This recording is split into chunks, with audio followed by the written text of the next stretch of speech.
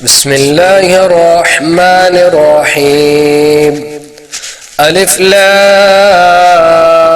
ميم. ذلك الكتاب لا ريب فيه هدى للمتقين الذين يؤمنون بالغيب ويقيمون الصلاة ومما رزقناهم ينفقون والذين يؤمنون بما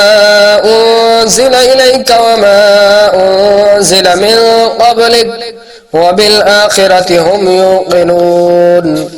أولئك على هدى من ربهم وأولئك هم المفلحون. إن الذين كفروا سواء عليهم أأنذرتهم أم لم تنذرهم لا يؤمنون ختم الله على قلوبهم وعلى سمعهم وعلى أبصارهم غشاوة ولهم عذاب عظيم. ومن الناس من يقول آمنا بالله وباليوم الآخر وما هم بمؤمنين يخادعون الله والذين آمنوا وما يخدعون إلا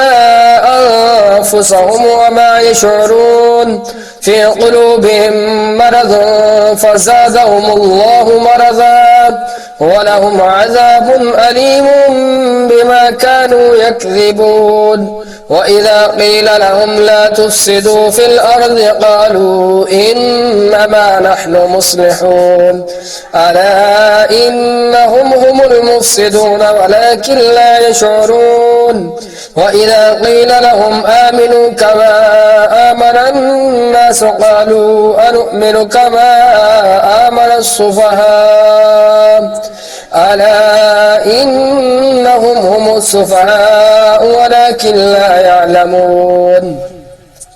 وإذا لقوا الذين آمنوا قالوا آمنا وإذا خلوا إلى شياطينهم قالوا إنا معكم إنما نحن مستهزئون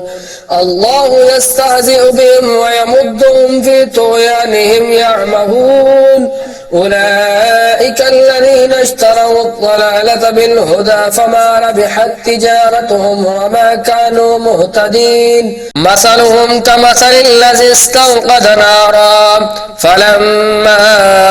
أضاءت ما حوله ذهب الله بنورهم وتركهم في ظلمات لا يبصرون صم بكم عمي فهم لا يرجعون أو كصيب من السماء فيه ظلمات ورعد وبرق يجعلون أصابعهم في آذانهم من الصواعق حذر الموت والله محيط بالكافرين. يكاد البرق يخطف أبصارهم كلما أضاء لهم مشوا فيه وإذا أظلم عليهم قاموا ولو شاء الله لذهب بسمعهم وأبصارهم إن الله على كل شيء قدير.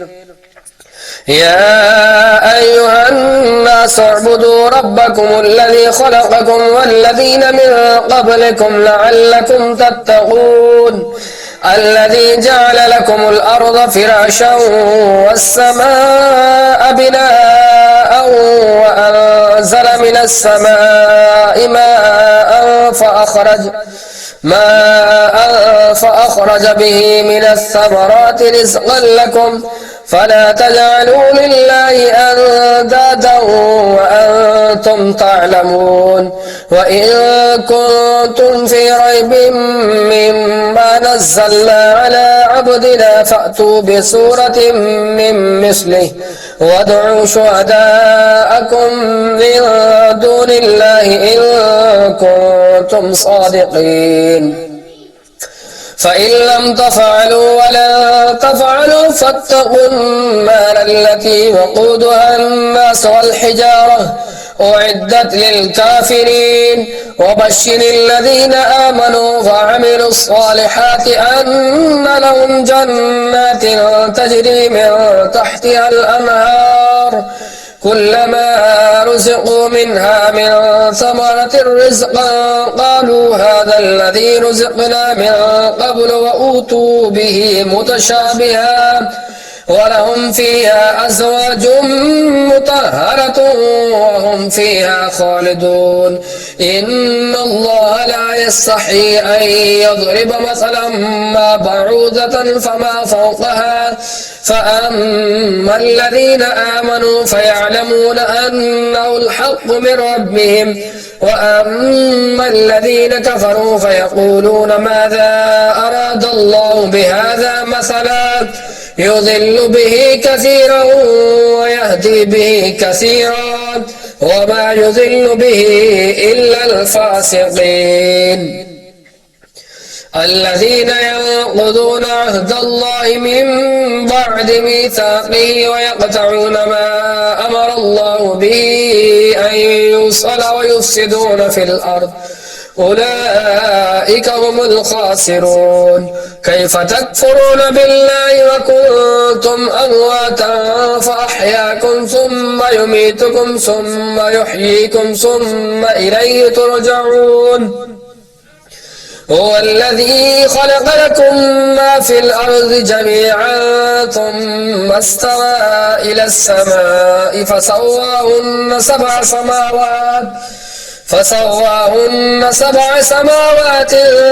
وهو بكل شيء عليم وإذ قال ربك للملائكة إني جاعل في الأرض خليفة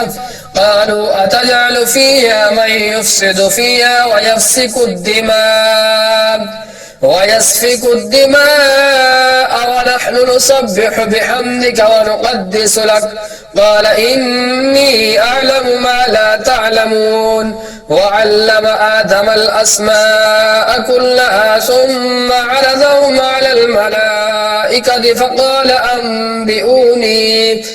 فقال أنبئوني بأسماء هؤلاء إن كنتم صادقين قالوا سبحانك لا علم لنا إلا ما علمتنا إنك أنت العليم الحكيم قال يا آدم أنبئهم بأسمائهم فلما أنبأهم بأسمائهم قال ألم أقل لكم إني أعلم غيب السماوات والأرض وأعلم ما تبدون وما كنتم تكتمون وإذ قلنا للملائكة اسجدوا لآدم فسجدوا إلا إبليس أبى واستكبر وكان من الكافرين قلنا يا آدم اسكن أنت وزوجك الجنة وكلا منها رغدا حيث شئتما ولا تقربا هذه الشجرة فتكونا من الظالمين فأزلهما الشيطان عنها فأخرجهما مما كانا فيه وقلنا اهبطوا بعضكم لبعض عدو ولكم في الأرض مستقر ومتاع إلى حين فتلقى آدم من ربه كلمات فتاب عليه إنه هو التواب الرحيم قلنا اهبطوا منها جميعا فإما يأتينكم مني هدى فمن تبع هدايا فلا خوف عليهم ولا هم يحزنون والذين كفروا وكذبوا بآياتنا أولئك أصحاب النار هم فيها خالدون يا بني إسرائيل اذكروا نعمتي التي أنعمت عليكم وأوفوا بعهدي أوف بعهدكم وإياي فارهبون وآمنوا بما أنزلت مصدقا لما معكم ولا تكونوا أول كافر به ولا تشتروا بآياتي ثمنا قليلا وإياي فاتقون ولا تلبسوا الحق بالباطل وتكتموا الحق وأنتم تعلمون وأقيموا الصلاة وآتوا الزكاة واركعوا مع الراكعين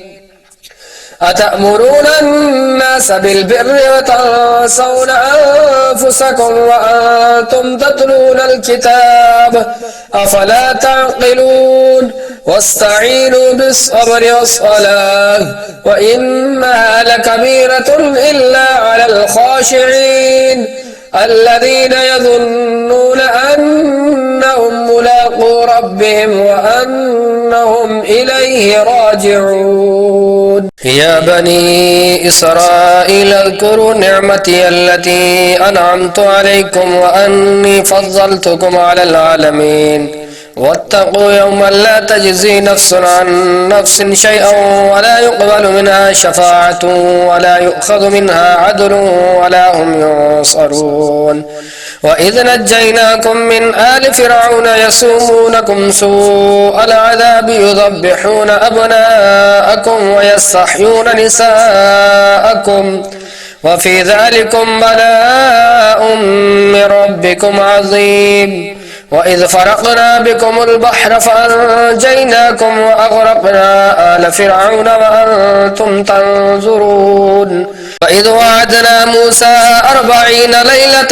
ثم اتخذتم العجل من بعده وأنتم ظالمون ثم عفونا عنكم من بعد ذلك لعلكم تشكرون. وإذ آتينا موسى الكتاب والفرقان لعلكم تهتدون. وإذ قال موسى لقومه يا قوم إنكم ظلمتم أنفسكم باتخاذكم العجل فتوبوا إلى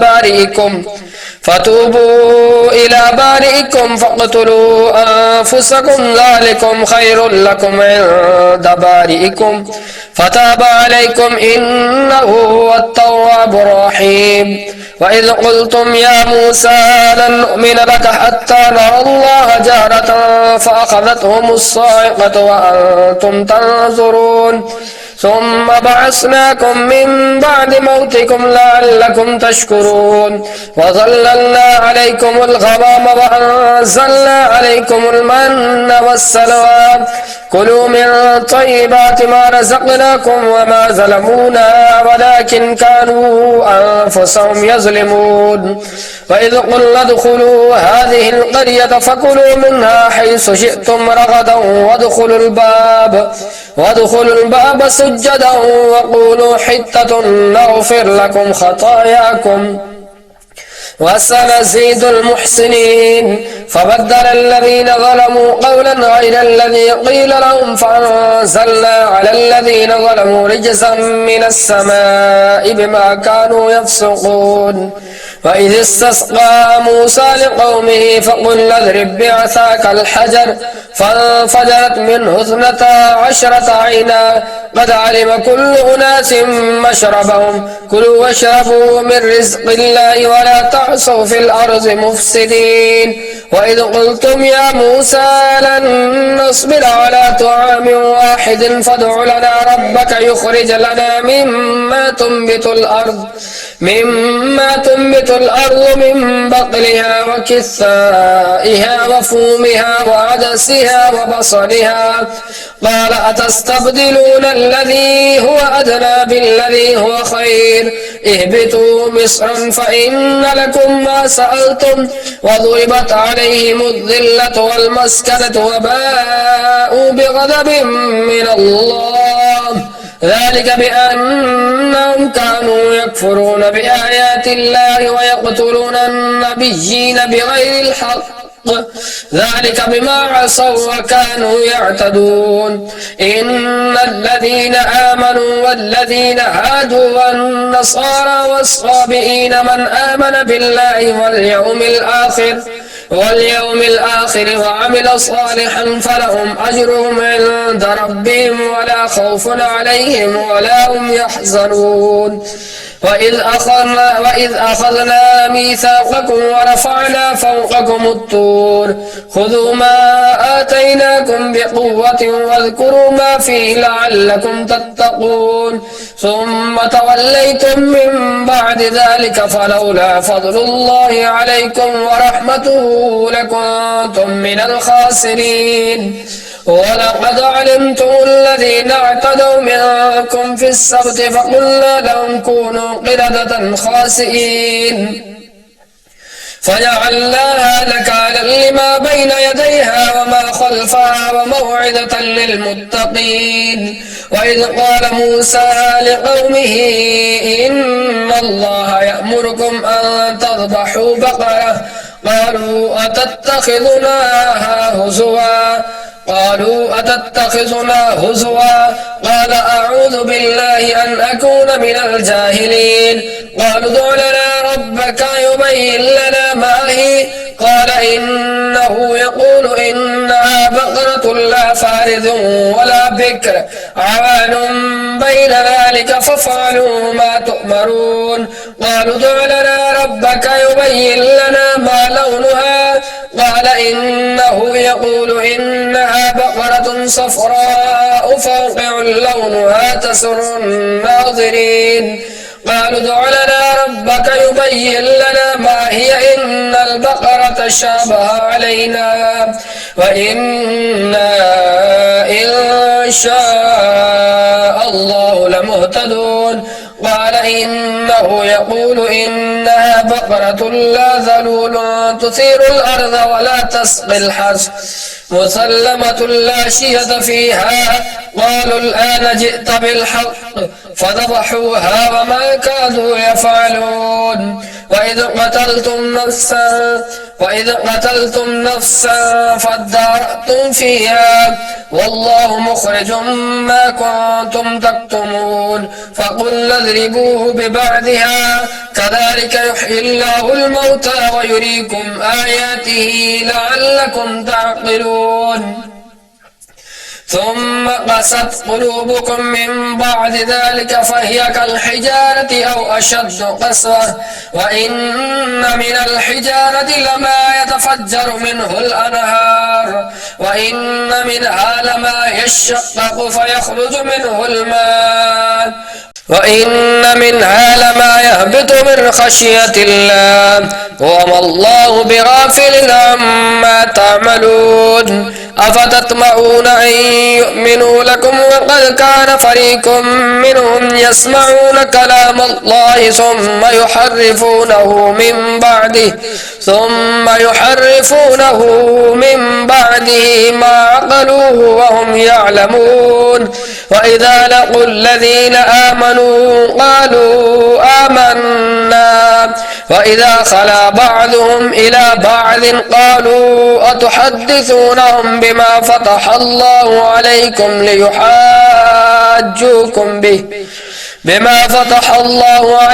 ليحاجوكم به عند ربكم أفلا تعقلون. أولا يعلمون أن الله يعلم ما يسرون وما يعلنون. ومنهم أميون لا يعلمون الكتاب إلا أماني فإنهم إلا يظنون. فويل للذين يكتبون الكتاب بأيديهم ثم يقولون هذا من عند الله ليشتروا به ثمنا قليلا فويل لهم مما كتبت أيديهم وويل لهم مما يكسبون.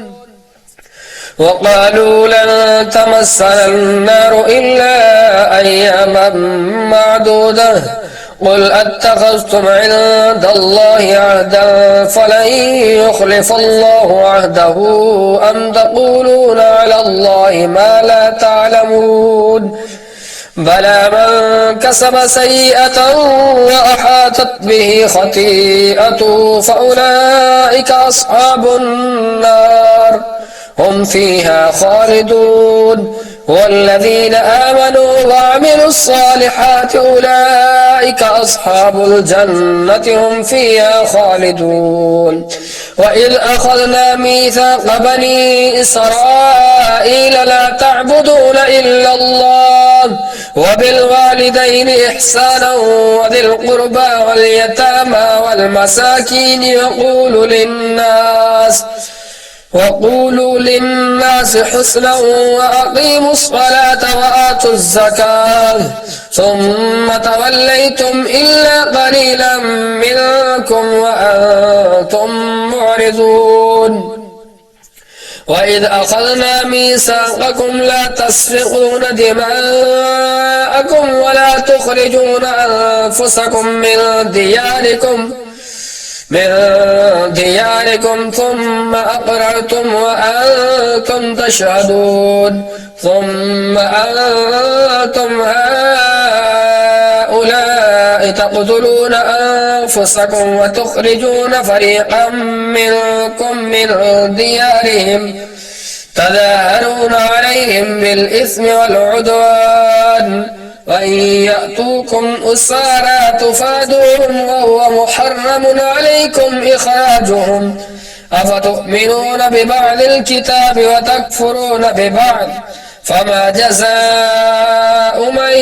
يفعل ذلك منكم إلا خزي في الحياة الدنيا ويوم القيامة يردون إلى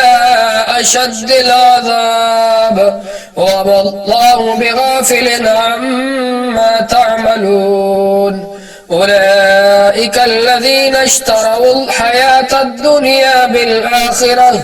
فلا يخفف عنهم العذاب ولا هم ينصرون ولقد آتينا موسى الكتاب وقفينا من بعده بالرسل وآتينا عيسى ابن مريم البينات وأيدناه بروح القدس أفكلما جاءكم رسول بما لا تهوى أنفسكم استكبرتم ففريقا كذبتم وفريقا تقتلون وقالوا قلوبنا غلف بل لعنهم الله بكفرهم فقليلا ما يؤمنون ولما جاءهم كتاب من عند الله مصدق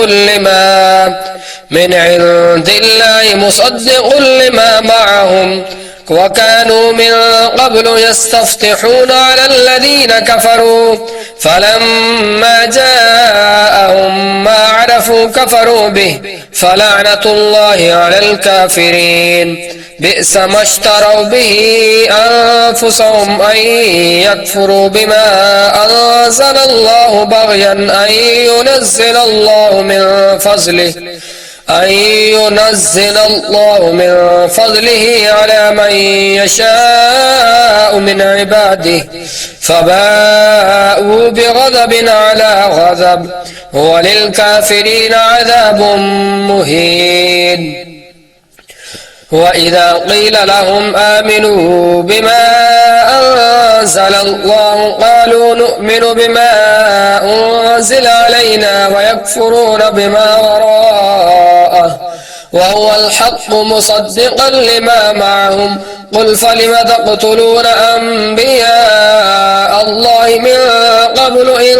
كنتم مؤمنين ولقد جاءكم موسى بالبينات ثم اتخذتم العجل من بعده وأنتم ظالمون وإذ أخذنا ميثاقكم ورفعنا فوقكم الطور خذوا ما آتيناكم بقوة واسمعوا قالوا سمعنا وعصينا وأشربوا في قلوبهم العجل بكفرهم قل بئس ما يأمركم به إيمانكم إن كنتم مؤمنين قل إن كانت لكم الدار الآخرة عند الله خالصة من دون الناس فتمنوا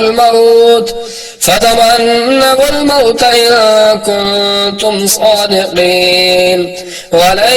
يتمنوا أبدا بما قدمت أيديهم والله عليم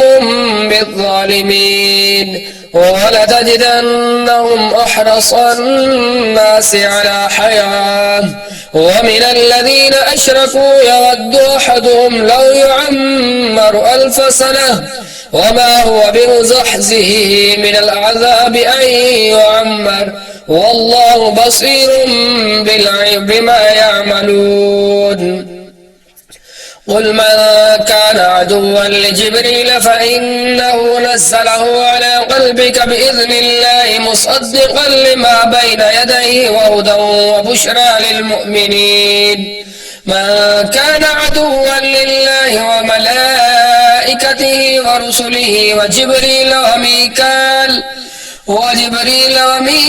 فإن الله عدو للكافرين ولقد أنزلنا إليك آيات بينات وما يكفر بها إلا الفاسقون أوكلما عاهدوا عهدا نبذه فريق منهم بل أكثرهم لا يؤمنون ولما جاءهم رسول من عند الله مصدق لما معهم نبذ فريق من الذين أوتوا الكتاب كتاب الله وراء ظهورهم كأنهم لا يعلمون واتبعوا ما تتلو الشياطين على ملك سليمان وما كفر سليمان ولكن الشياطين كفروا يعلمون الناس السحر وما أنزل على الملكين ببابل هاروت وماروت وما يعلمان من أحد حتى يقولا إنما نحن فتنة فلا تكفر فيتعلمون منهما ما يفرقون به بين المرء وزوجه وما هم بضارين به من أحد إلا بإذن الله ويتعلمون ما يضرهم ولا ينفعهم ولقد علموا لمن اشتراه ما له في الآخرة من خلاق ولبئس ما شروا به أنفسهم لو كانوا يعلمون ولو أنهم آمنوا واتقوا لمثوبة من عند الله خير لو كانوا يعلمون يا أيها الذين آمنوا لا تقولوا راعنا وقولوا انظرنا واسمعوا وللكافرين عذاب أليم ما يود الذين كفروا من أهل الكتاب ولا المشركين أن ينزل عليكم من خير من ربكم والله يختص برحمته من يشاء والله ذو الفضل العظيم ما ننسخ من آية أو ننسها نأت بخير منها أو مثلها ألم تعلم أن الله على كل شيء قدير ألم تعلم أن الله له ملك السماوات والأرض وما لكم من دون الله من ولي ولا نصير أم تريدون أن تسألوا رسولكم كما سئل موسى من قبل ومن يتبدل الكفر بالإيمان فقد ضل سواء السبيل ود كثير من أهل الكتاب لو يردونكم من بعد إيمانكم كفارا حسدا من عند أنفسهم من بعد ما تبين لهم الحق فاعفوا واصفحوا حتى يأتي الله بأمره إن الله على كل شيء قدير وأقيموا الصلاة وآتوا الزكاة وما تقدموا لأنفسكم من خير تجدوه عند الله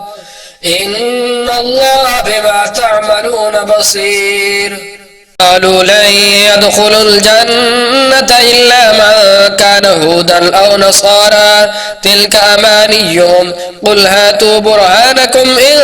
كنتم صادقين بلى من أسلم وجهه لله وهو محسن فله أجره عند ربه ولا خوف عليهم ولا هم يحزنون وقالت اليهود ليست النصارى على شيء وقالت النصارى ليست اليهود على شيء وهم يتلون الكتاب كذلك قال الذين لا يعلمون مثل قولهم فالله يحكم بينهم يوم القيامة فيما كانوا فيه يختلفون ومن أظلم ممن منع مساجد الله أن يذكر في اسمه وسعى في خرابها أولئك ما كان لهم أن يدخلوها إلا خائفين لهم في الدنيا خزي ولهم في الآخرة عذاب عظيم ولله المشرق والمغرب فأينما تولوا فثم وجه الله إن الله واسع عليم وقالوا اتخذ الله ولدا سبحانه بل له ما في السماوات والأرض كل له قانتون بديع السماوات والأرض وإذا قضى أمرا فإنما يقول له كن فيكون وقال الذين لا يعلمون لولا يكلمنا الله أو تأتينا آية كذلك قال الذين من قبلهم مثل قولهم تشابهت قلوبهم قد بينا الآيات لقوم يوقنون إنا أرسلناك بالحق بشيرا ونذيرا ولا تسأل عن أصحاب الجحيم ولن ترضى عنك اليهود ولا النصارى حتى تتبع ملتهم قل إن هدى الله هو الهدى قل إن هدى الله هو الهدى ولئن اتبعت أهواءهم بعد الذي جاءك من العلم ما لك من الله من ولي ولا نصير الذين آتيناهم الكتاب يتلونه حق تلاوته أولئك يؤمنون به ومن يكفر به فأولئك هم الخاسرون يا بني إسرائيل اذكروا نعمتي التي أنعمت عليكم وأني فضلتكم على العالمين واتقوا يوما لا تجزي نفس عن نفس شيئا ولا يقبل منها عدل ولا تنفعها شفاعة ولا هم ينصرون وإذ ابتلى إبراهيم ربه بكلمات فأتمهن قال إني جاعلك للناس إماما قال ومن ذريتي قال لا ينال عهد الظالمين وإذ جعلنا البيت مثابة للناس وأمنا واتخذوا من مقام إبراهيم مصلى وعهدنا إلى إبراهيم وإسماعيل أن طهر بيتي للطائفين والعاكفين والركع السجود وإذ قال إبراهيم رب اجعل هذا بلدا آمنا وارزق أهله من الثمرات من آمن منهم بالله واليوم الآخر قال ومن كفر فأمتعه قليلا ثم أضطره إلى عذاب النار وبئس المصير وإذ يرفع إبراهيم القواعد من البيت وإسماعيل ربنا تقبل منا إنك أنت السميع العليم ربنا واجعلنا مسلمين لك من ذريتنا أمة مسلمة لك وأرنا مناسكنا وتب علينا إنك أنت التواب الرحيم ربنا وابعث فيهم رسولا منهم يتلو عليهم آياتك ويعلمهم الكتاب والحكمة ويزكيهم إنك أنت العزيز الحكيم. ومن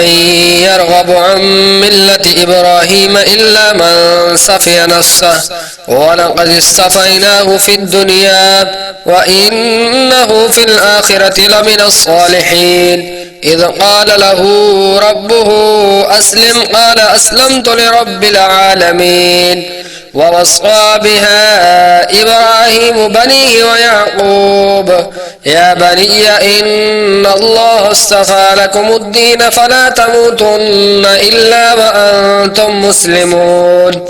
أم كنتم شهداء إذ حضر يعقوب الموت إذ قال لبنيه ما تعبدون من بعدي قالوا نعبد إلهك وإله آبائك إبراهيم وإسماعيل وإسحاق إلها واحدا ونحن له مسلمون. تلك أمة قد خلت لها ما كسبت ولكم ما كسبتم ولا تسألون عما كانوا يعملون. وقالوا كونوا هودا أو نصارى تهتدوا قل بل ملة إبراهيم حنيفا وما كان من المشركين. قولوا آمنا بالله وما أنزل إلينا وما أنزل إلى إبراهيم وإسماعيل وإسحاق ويعقوب والأسباط وما أوتي موسى وعيسى وما أوتي النبيون من ربهم لا نفرق بين أحد منهم ونحن له مسلمون. فإن آمنوا بمثل ما آمنتم به فقد اهتدوا وإن تولوا فإنما هم في شقاق فسيكفيكهم الله وهو السميع العليم. صبغة الله ومن أحسن من الله صبغة ونحن له عابدون. قل أتحاجوننا في الله وهو ربنا وربكم ولنا أعمالنا ولكم أعمالكم ونحن له مخلصون. أم تقولون إن إبراهيم وإسماعيل وإسحاق ويعقوب والأسباط كانوا هودا أو نصارى قل أأنتم أعلم أم الله ومن أظلم ممن كتم شهادة عنده من الله وما الله بغافل عما تعملون. تلك أمة قد خلت لها ما كسبت ولكم ما كسبتم ولا تسألون عما كانوا يعملون. سيقول السفهاء من الناس ما ولاهم عن قبلتهم التي كانوا عليها قل لله المشرق والمغرب يهدي من يشاء إلى صراط مستقيم.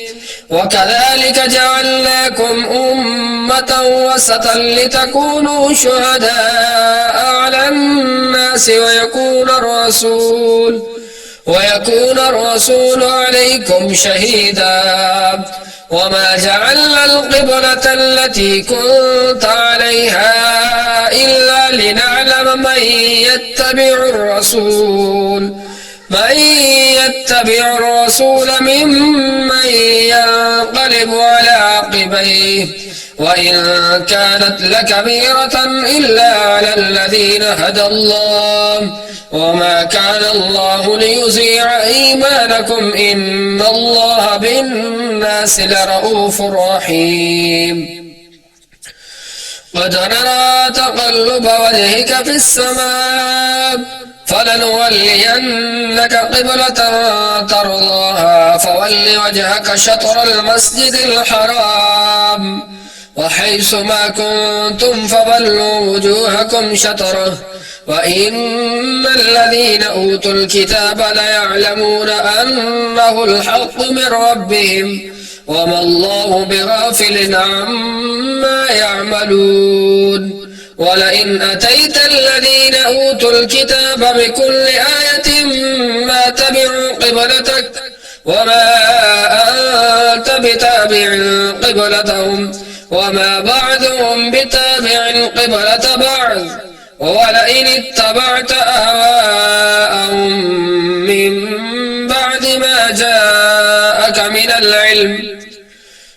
من بعد ما جاءك من العلم إنك إذا لمن الظالمين الذين آتيناهم الكتاب يعرفونه كما يعرفون أبناءهم وإن فريقا منهم ليكتمون الحق وهم يعلمون الحق من ربك فلا تكونن من الممترين ولكل وجهة هو موليها فاستبقوا الخيرات أينما تكونوا يأتي بكم الله جميعا إن الله على كل شيء قدير ومن حيث خرجت فول وجهك شطر المسجد الحرام وإنه للحق من ربك وما الله بغافل عما تعملون ومن حيث خرجت فول وجهك شطر المسجد الحرام وحيث ما كنتم فولوا وجوهكم شطره لئلا يكون للناس عليكم حجة إلا الذين ظلموا منهم فلا تخشوهم واخشوني ولأتم نعمتي عليكم ولعلكم تهتدون كما أرسلنا فيكم رسولا منكم يتلو عليكم آياتنا ويزكيكم ويعلمكم الكتاب والحكمة ويعلمكم ما لم تكونوا تعلمون فاذكروني أذكركم واشكروا لي ولا تكفرون يا أيها الذين آمنوا استعينوا بالصبر والصلاة إن الله مع الصابرين ولا تقولوا لمن يقتل في سبيل الله أموات بل أحياء ولكن لا تشعرون ولنبلونكم بشيء من الخوف والجوع ونقص من الأموال والأنفس والثمرات وبشر الصابرين الذين إذا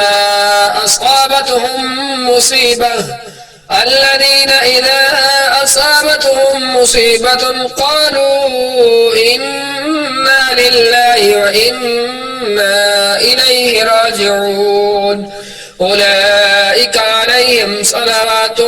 من ربهم ورحمة وأولئك هم المهتدون إن الصفا والمروة من شعائر الله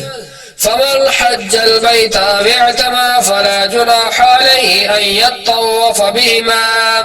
ومن تطوع خيرا فإن الله شاكر عليم إن الذين يكتمون ما أنزلنا من البينات والهدى من بعد ما بيناه للناس في الكتاب أولئك يلعنهم الله ويلعنهم اللاعنون إلا الذين تابوا وأصلحوا وبينوا فأولئك أتوب عليهم وأنا التواب الرحيم إن الذين كفروا وماتوا وهم كفار أولئك عليهم لعنة الله والملائكة والناس أجمعين خالدين فيها لا يخفف عنهم العذاب ولا هم ينظرون وإلهكم إله واحد لا إله إلا هو الرحمن الرحيم إن في خلق السماوات والأرض واختلاف الليل والنهار والفلك التي تجري في البحر بما ينفع الناس وما أنزل الله من السماء من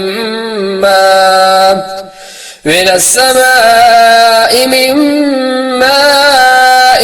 فأحيا به الأرض بعد موتها وبث فيها من كل دابة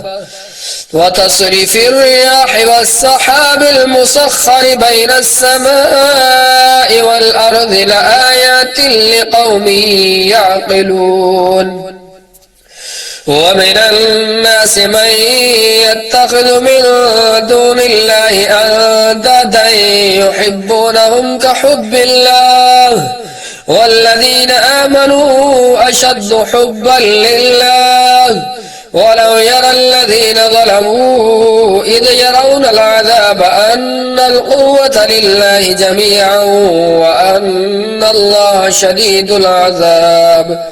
إذ تبرأ الذين اتبعوا من الذين اتبعوا ورأوا العذاب وتقطعت بهم الأسباب وقال الذين اتبعوا لو أن لنا كرة فنتبرأ منهم كما تبرأوا منا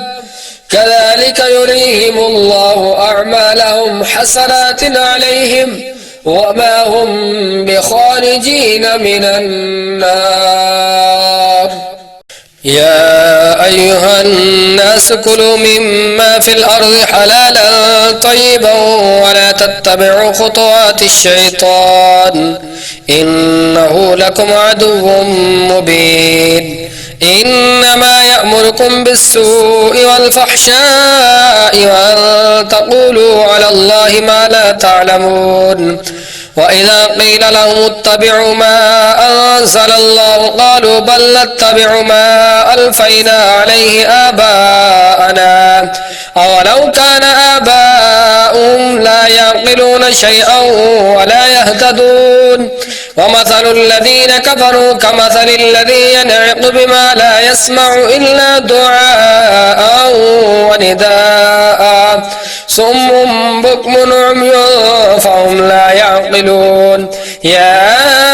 أيها الذين آمنوا كلوا من طيبات ما رزقناكم واشكروا لله إن كنتم إياه تعبدون إنما حرم عليكم الميتة والدم ولحم الخنزير وما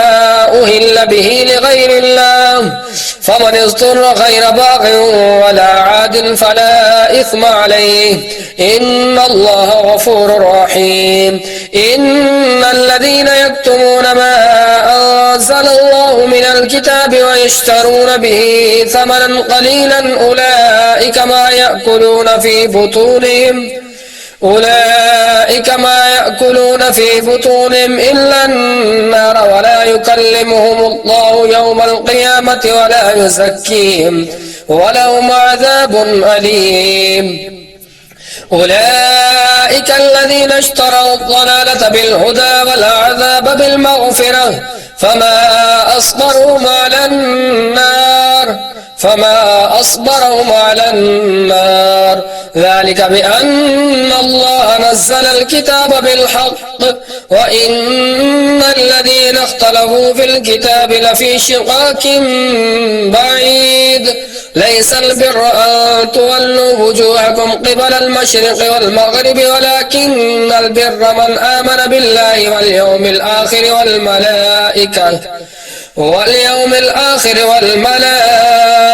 والكتاب والنبيين وآتى المال على حبه ذوي القربى واليتامى والمساكين وابن السبيل والسائلين وفي الرقاب وأقام الصلاة وآتى الزكاة والموفون بعهدهم إذا عاهدوا والصابرين في البأساء والضراء وحين البأس أولئك الذين صدقوا وأولئك هم المتقون يا أيها الذين آمنوا آمنوا كتب عليكم القصاص في القتلى الحر بالحر والعبد بالعبد والأنثى بالأنثى فمن عفي له من أخيه شيء فاتباع بالمعروف وأداء إليه بإحسان ذلك تخفيف من ربكم ورحمة فمن اعتدى بعد ذلك فله عذاب أليم ولكم في القصاص حياة يا أولي الألباب لعلكم تتقون كتب عليكم إذا حضر أحدكم الموت إن ترك خيرا الوصية للوالدين والأقربين بالمعروف حقا على المتقين فمن بدله بعدما سمعه فإنما إثمه على الذين يبدلونه إن الله سميع عليم فمن خاف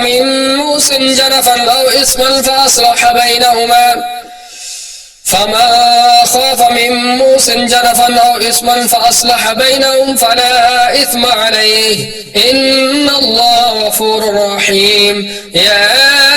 أيها الذين آمنوا كتب عليكم الصيام كما كتب على الذين من قبلكم لعلكم تتقون أياما معدودات فمن كان منكم مريضا أو على سفر فعدة من أيام أخر وعلى الذين يطيقونه فدية طعام مسكين فمن تطوع خيرا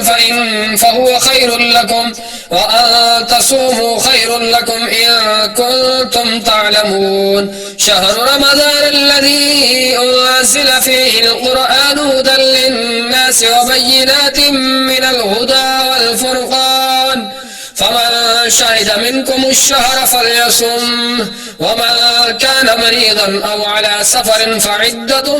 من أيام أخر يريد الله بكم اليسر ولا يريد بكم العسر ولتكملوا العدة ولتكبروا الله على ما هداكم ولعلكم تشكرون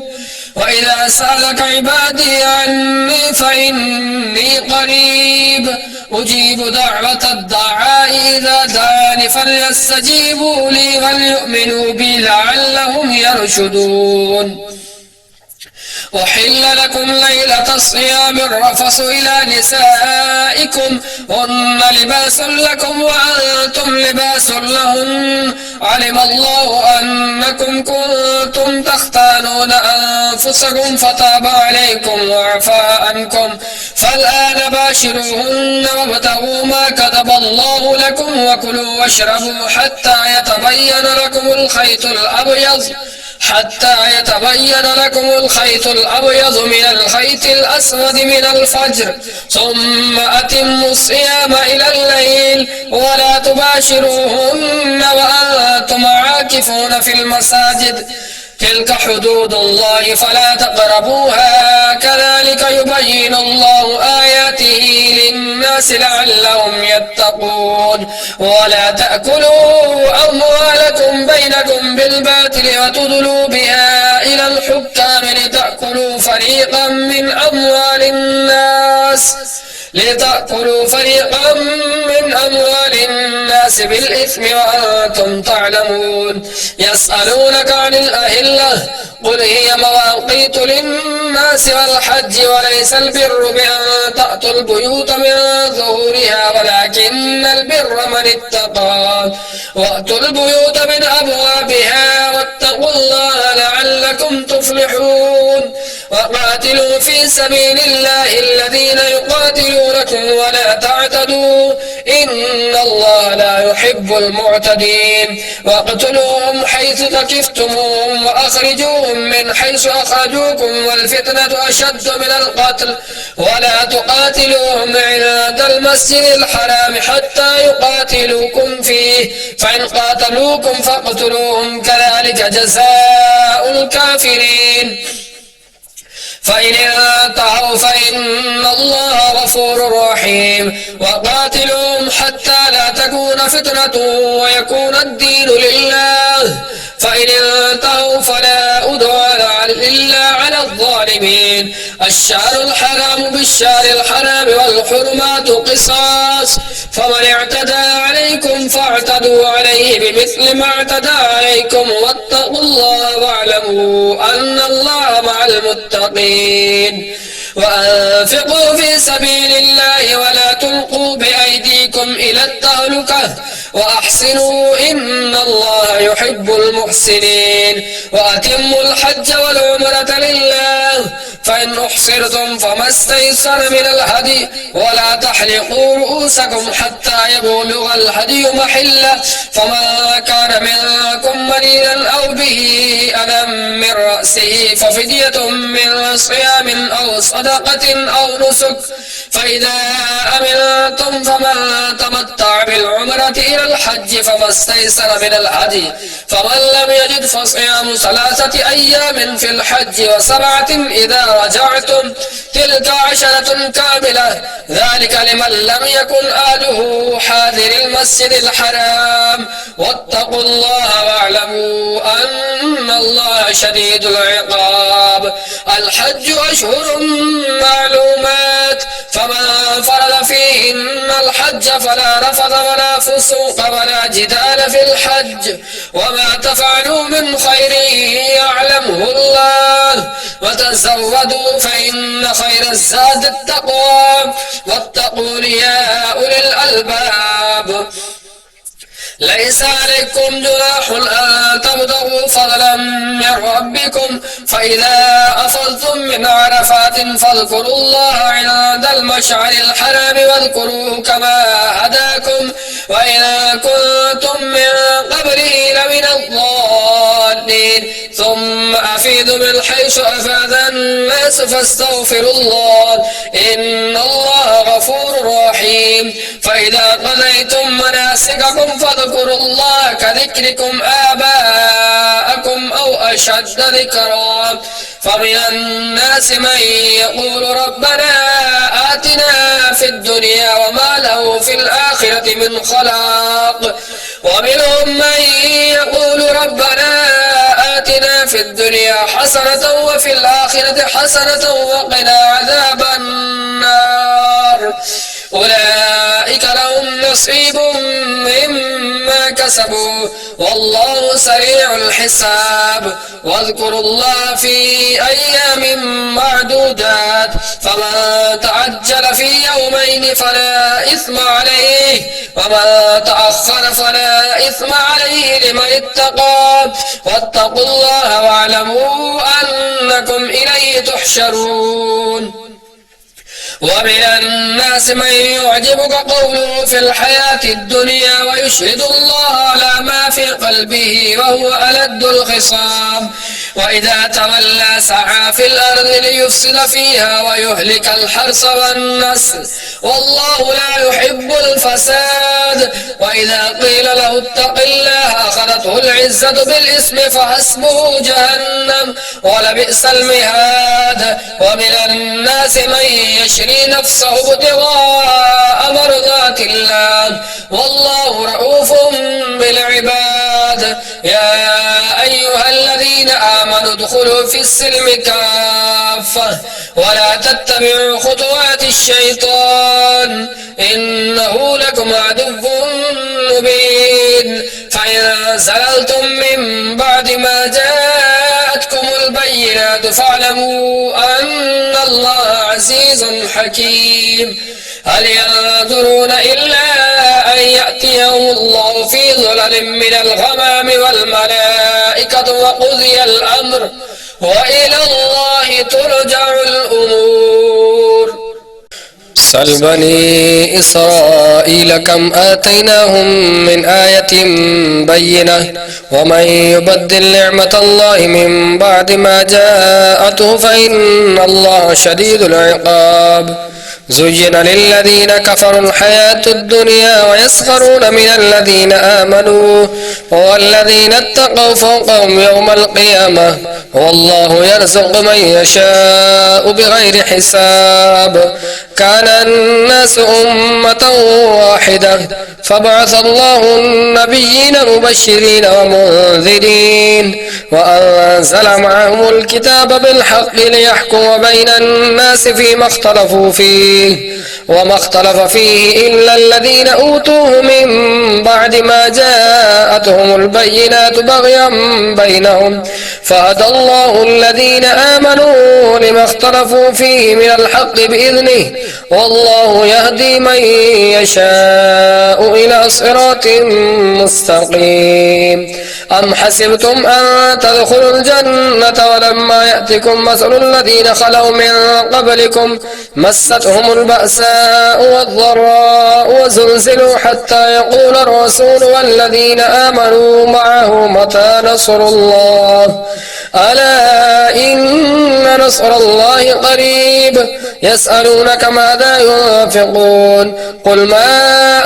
أنفقتم من خير فللوالدين والأقربين واليتامى والمساكين وابن السبيل وما تفعلوا من خير فإن الله به عليم. كتب عليكم القتال وهو كره لكم وعسى أن تكرهوا شيئا وهو خير لكم وعسى أن تحبوا شيئا وهو شر لكم والله يعلم وأنتم لا تعلمون. يسألونك عن الشهر الحرام قتال فيه قل قتال فيه كبير وصد عن سبيل الله وكفر به والمسجد الحرام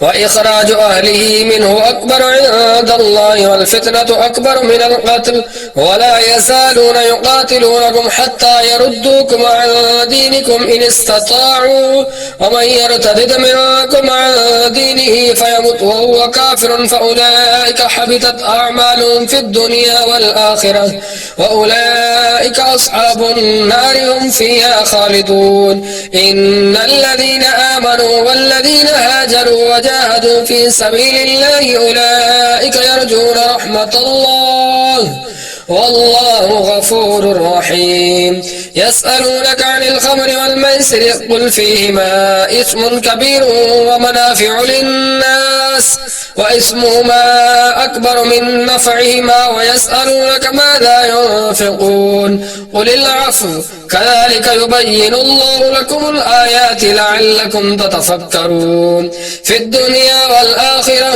ويسألونك عن اليتامى قل إصلاح لهم خير وإن تخالطوهم فإخوانكم والله يعلم المفسد من المصلح ولو شاء الله لأعنتكم إن الله عزيز حكيم. ولا تنكحوا المشركات حتى يؤمن ولأمة مؤمنة خير من مشركة ولو أعجبتكم ولا تنكحوا المشركين حتى يؤمنوا ولعبد مؤمن خير من مشرك ولو أعجبكم أولئك يدعون إلى النار والله يدعو إلى الجنة والمغفرة بإذنه ويبين آياته للناس لعلهم يتذكرون. ويسألونك عن المحيض قل هو أذى فاعتزلوا النساء في المحيض ولا تقربوهن حتى يطهرن فإذا تطهرن فأتوهن من حيث أمركم الله إن الله يحب التوابين ويحب المتطهرين.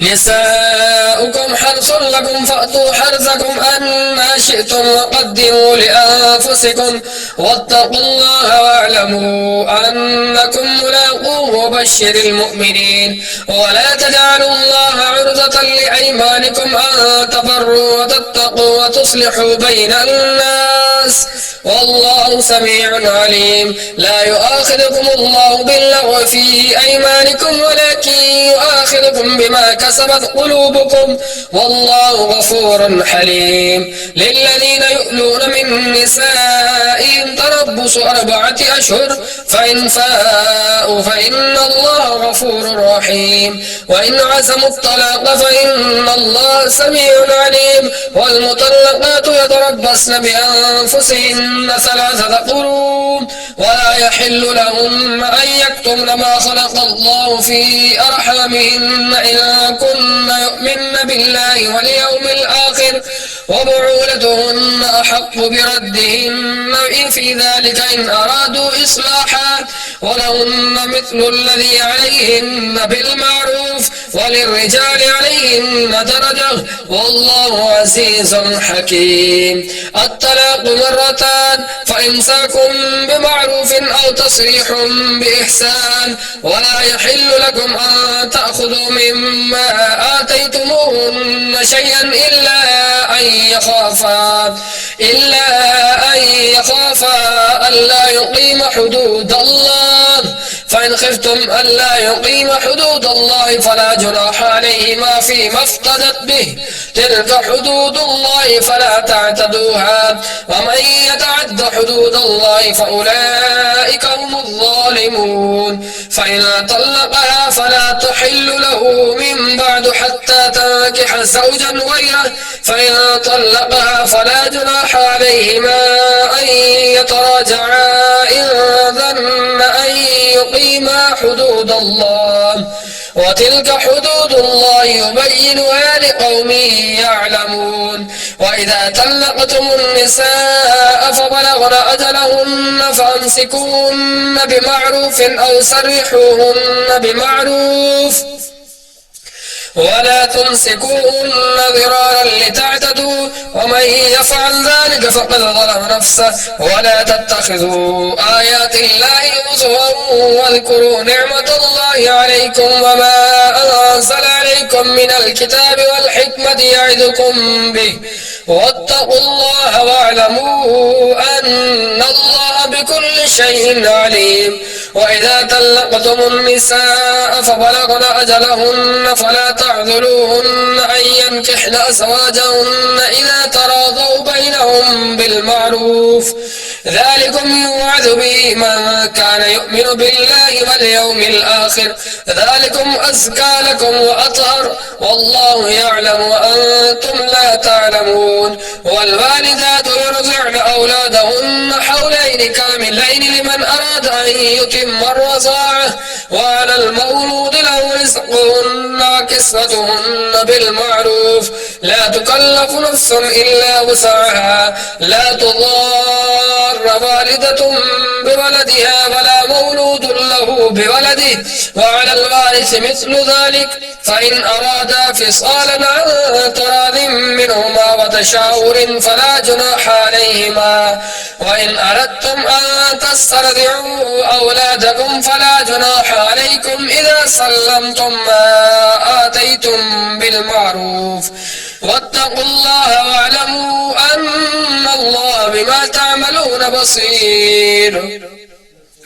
والذين يتوفون منكم ويذرون أزواجا يتربصن بأنفسهن 4 أشهر وعشرا فإذا بلغن أجلهن فلا جناح عليكم فيما فعلن في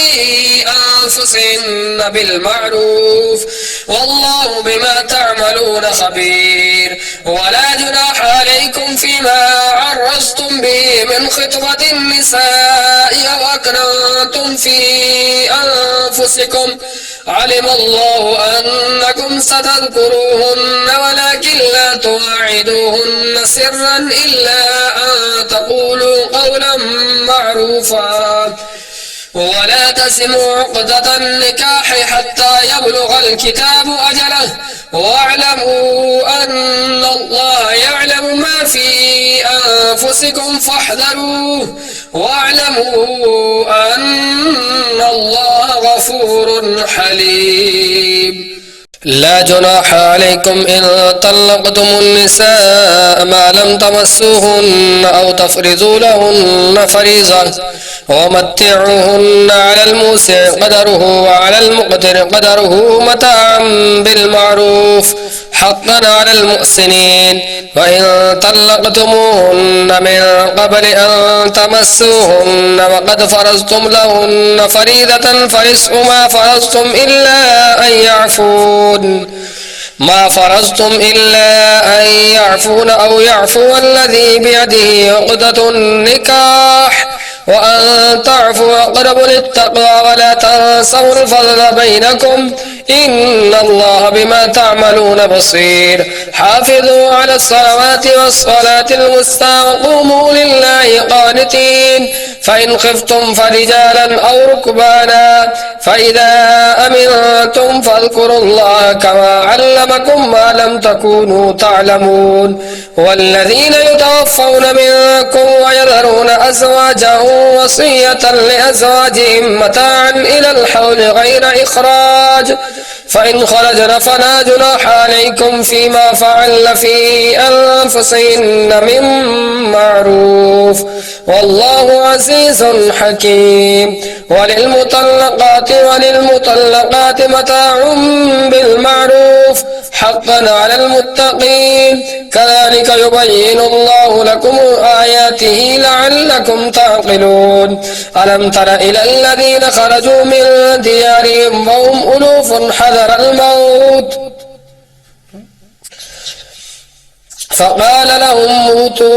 فقال لهم الله موتوا ثم أحياهم إن الله لذو فضل على الناس ولكن أكثر الناس لا يشكرون وقاتلوا في سبيل الله واعلموا أن الله سميع عليم من ذا الذي يقرض الله قرضا حسنا فيضاعفه له أضعافا كثيرة والله يقبض ويبسط وإليه ترجعون ألم تر إلى الملأ من بني إسرائيل من بعد موسى إذ قالوا لنبي له ابعث لنا ملكا نقاتل في سبيل الله قال هل عصيتم إن كتب عليكم القتال ألا تقاتلوا قالوا وما لنا ألا نقاتل في سبيل الله وقد أخرجنا من ديارنا وأبنائنا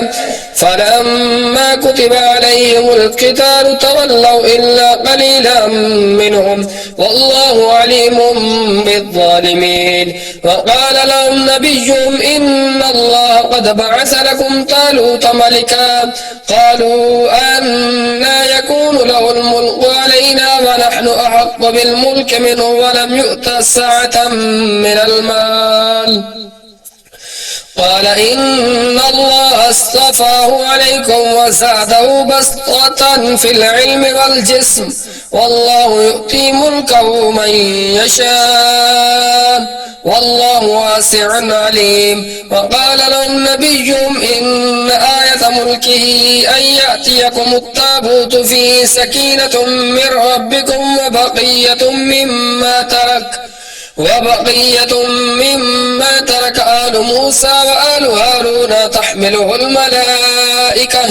إن في ذلك لآية لكم إن كنتم مؤمنين فلما فصل طالوت بالجنود قال إن الله مبتليكم بنار فمن شرب منه فليس مني ومن لم يطعمه فإنه مني إلا من اغترف غرفة بيده فشربوا منه إلا قليلا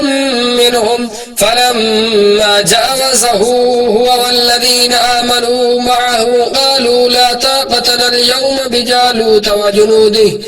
قال الذين يظنون أنهم ملاقوا الله كم من فئة قليلة غلبت فئة كثيرة بإذن الله والله مع الصابرين ولما باسوا لجالوت وجنوده قالوا ربنا أفرغ علينا صبرا وثبت أقدامنا وانصرنا على القوم الكافرين فهزموهم بإذن الله وقتل داود جالوت وآتاه الله الملك والحكمة وعلمه مما يشاء ولولا دفع الله الناس بعضهم ببعض لفسدت الأرض ولكن الله ذو فضل على العالمين تلك آيات الله نتلوها عليك بالحق وإنك لمن المرسلين تلك الرسل فضلنا بعضهم على بعض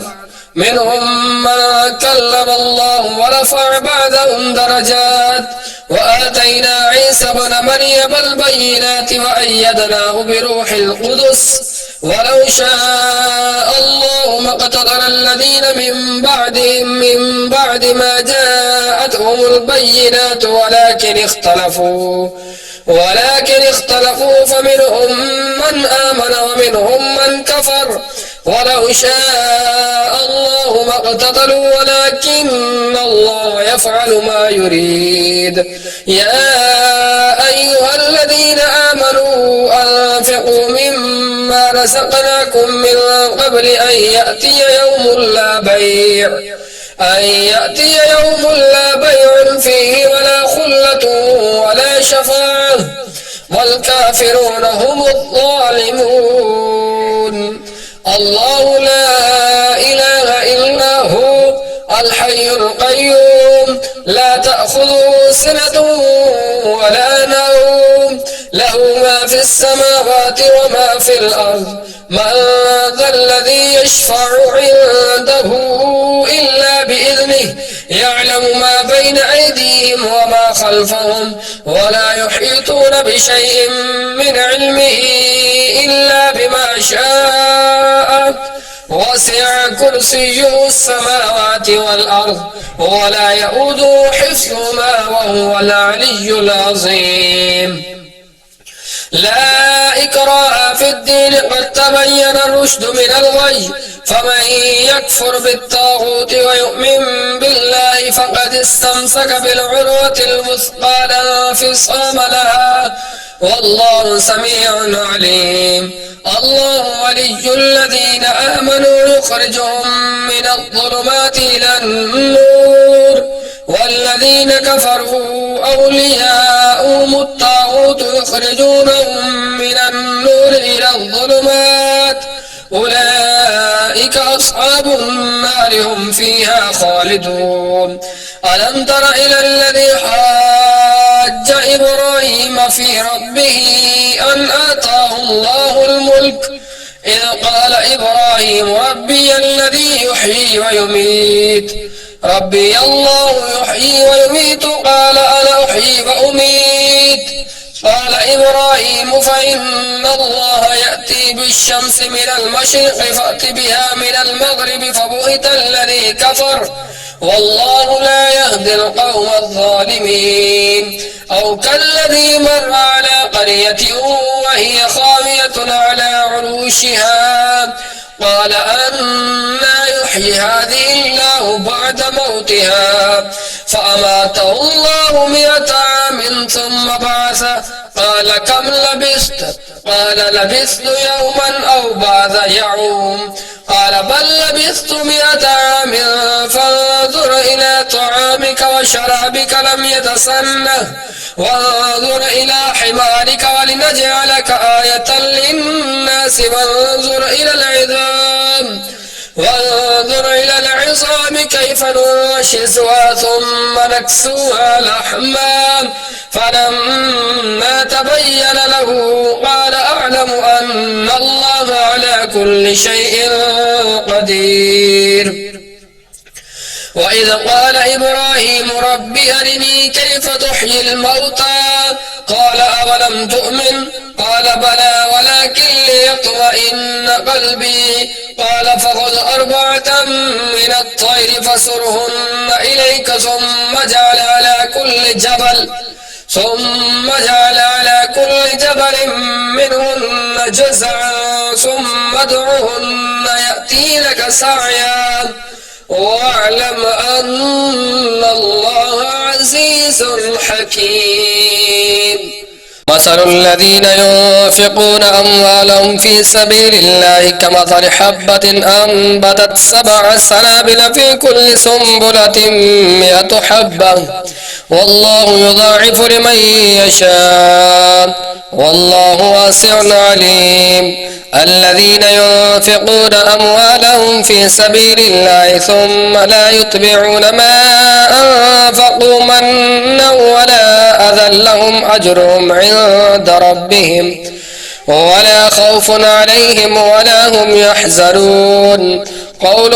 معروف ومغفرة خير من صدقة يتبعها أذى والله غني حليم. يا أيها الذين آمنوا لا تبطلوا صدقاتكم بالمن والأذى كالذي ينفق ماله رئاء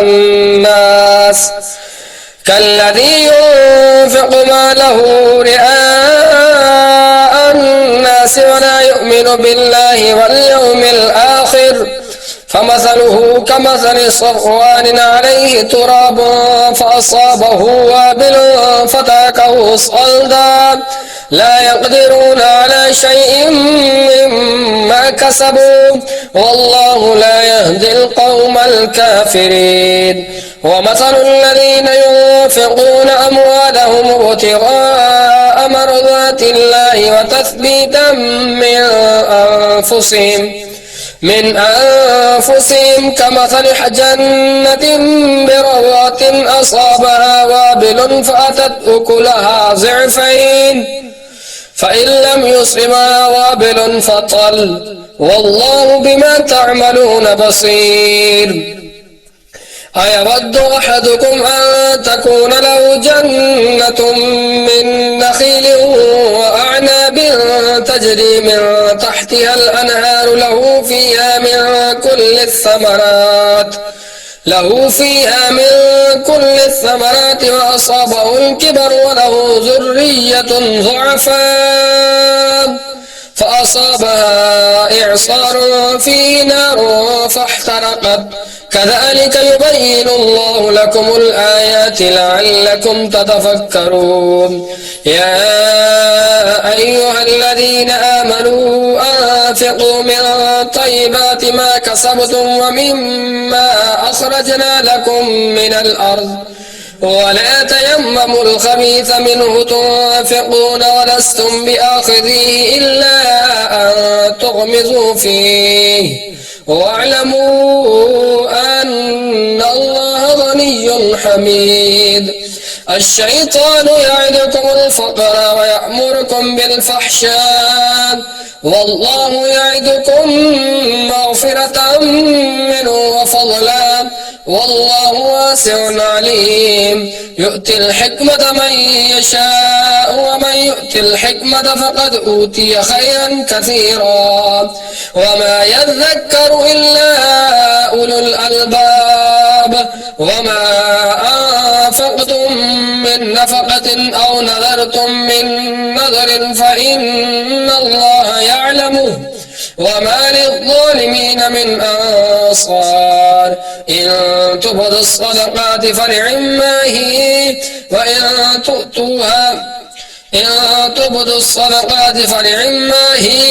وإن تخفوها وتؤتوها الفقراء فهو خير لكم ويكفر عنكم من سيئاتكم والله بما تعملون خبير. ليس عليك هداهم ولكن الله يهدي من يشاء وما تنفقوا من خير فلأنفسكم وما تنفقون إلا ابتغاء وجه الله وما تنفقوا من خير يوفى إليكم وأنتم لا تظلمون. للفقراء الذين أحسنوا في سبيل الله لا يستطيعون ضربا في الأرض يحسبهم الجاهل أغنياء من التعفف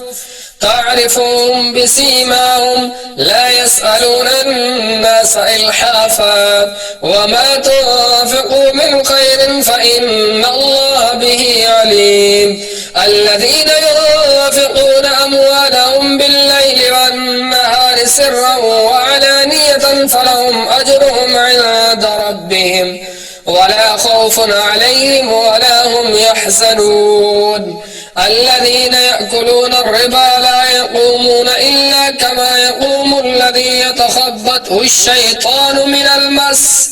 ذلك بأنهم قالوا إنما البيع مثل الربا وأحل الله البيع وحرم الربا. فمن جاءه موعظة من ربه فله ما سلف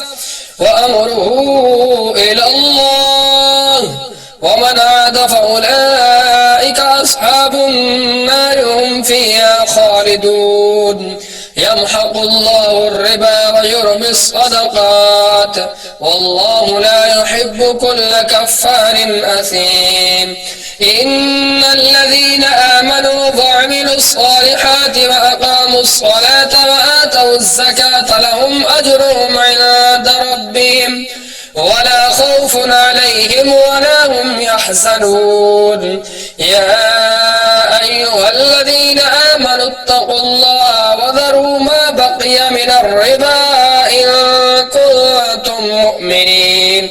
فإن لم تفعلوا فأذنوا بحرب من الله ورسوله وإن تبتم فلكم رؤوس أموالكم لا تظلمون ولا تظلمون وإن كان ذو عسرة فناظرة إلى ميسرة وأن تصدقوا خير لكم إن كنتم تعلمون واتقوا يوما ترجعون فيه إلى الله ثم توفى كل نفس ما كسبت وهم لا يظلمون يا أيها الذين آمنوا إذا تداينتم بدين إلى أجل مسمى فاكتبوه وليكتب بينكم كاتب بالعدل ولا يأب كاتب أن يكتب كما علمه الله فليكتب وليملل الذي عليه الحق وليتق الله ربه ولا يبخس منه شيئا فإن كان الذي عليه الحق سفيها أو ضعيفا أو لا يستطيع أن يمل هو فليملل وليه بالعدل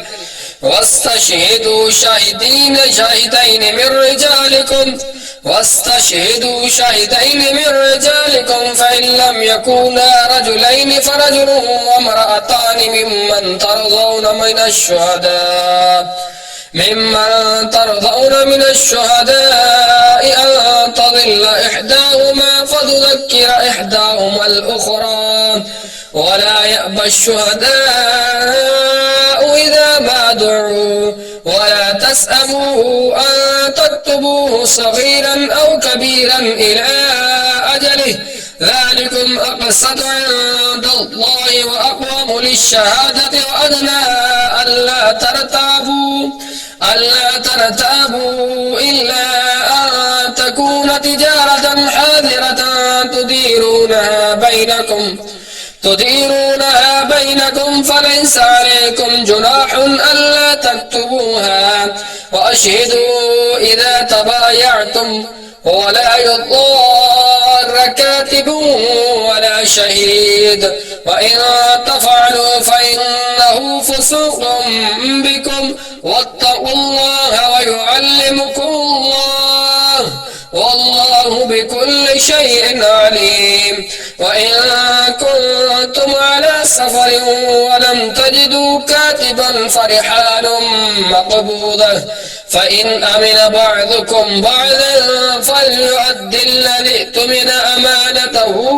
وليتق الله ربه ولا تكتموا الشهادة ومن يكتمها فإنه آثم قلبه والله بما تعملون عليم لله ما في السماوات وما في الأرض وإن تبدوا ما في أنفسكم أو تخفوا يحاسبكم به الله فيغفر لمن يشاء ويعذب من يشاء والله على كل شيء قدير آمن الرسول بما أنزل إليه من ربه والمؤمنون كل آمن بالله وملائكته وكتبه ورسله لا نفرق بين أحد من رسله وقالوا سمعنا وأطعنا غفرانك ربنا فإليك المصير لا يكلف الله نفسا إلا وسعها لها ما كسبت وعليها ما اكتسبت ربنا لا تؤاخذنا إن نسينا أو أخطأنا ربنا ولا تحمل علينا إسرا كما حملته على الذين من قبلنا ربنا ولا تحمل علينا إسرا كما حملته على الذين من قبلنا ربنا ولا تحملنا ما لا طاقة لنا به واعف عنا واغفر لنا وارحمنا أنت مولانا فانصرنا على القوم الكافرين صدق الله العظيم.